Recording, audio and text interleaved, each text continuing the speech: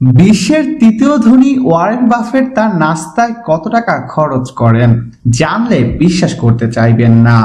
অনেকেই জানেন বর্তমান বিশ্বের সেরা ধনীদের মধ্যে অন্যতম একজন হলেন ওয়ারেন বাফেট। তিনি বর্তমান বিশ্বের ৩ নম্বর ধনী। একদিনের সকালে নাস্তায় কত টাকা খরচ করেন তিনি, সেটা জানলে আপনি অবাক না হয়ে থাকতে পারবেন না। কি মনে হচ্ছে আপনার? অনেক টাকা, তাই না? হয়তো এমনটা হলেও অস্বাভাবিক কিছু হতো না, কিন্তু অনেকে ধারণাই করতে পারবেন না সকালের নাস্তার জন্য কত অল্প টাকা খরচ করেন তিনি। শুনতে অবিশ্বাস্য মনে হলেও সত্যি এই যে ওয়ারেন বাফেট প্রতিদিন সকালের নাস্তায় সর্বোচ্চ ২৫০ টাকার মতো খরচ করে থাকেন। যুক্তরাষ্ট্রের মতো দেশে মাত্র ২৫০ টাকায় বাফেটের মতো একজন ধনকুব নাস্তা করেন, ভাবা যায় কি? যে যাই ভাবুন না কেন, এটাই সত্যি। HBO চ্যানেল বাফেটকে নিয়ে বিকামিং ওয়ারেন বাফেট নামে একটি প্রামাণ্যচিত্র তৈরি করেছে। সোমবার প্রচারিত হয় সেটি। এতে বাফেট নিজে এ তথ্য জানিয়েছেন।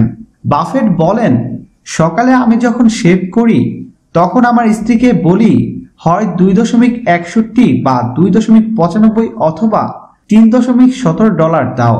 তখন সে ছোট এক কাপে যে কোনো পরিমাণ ডলার আমার গাড়িতে রাখে।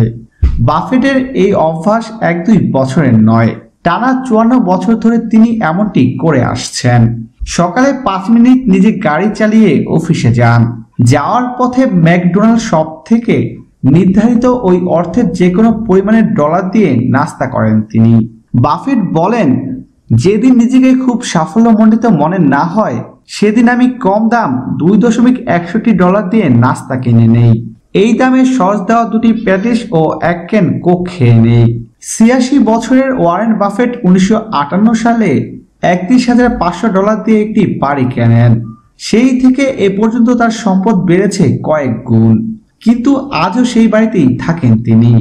ব্যক্তিগত গাড়ি চালানোর জন্য কোনো চালকও নেই তার, নিজেই ড্রাইভ করেন। প্রিয় দর্শক, ধন্যবাদ ভিডিওটি দেখার জন্য। নিত্য নতুন এক্সক্লুসিভ সব খবর পেতে এখনই সাবস্ক্রাইব করুন এসডি ওয়েবসে।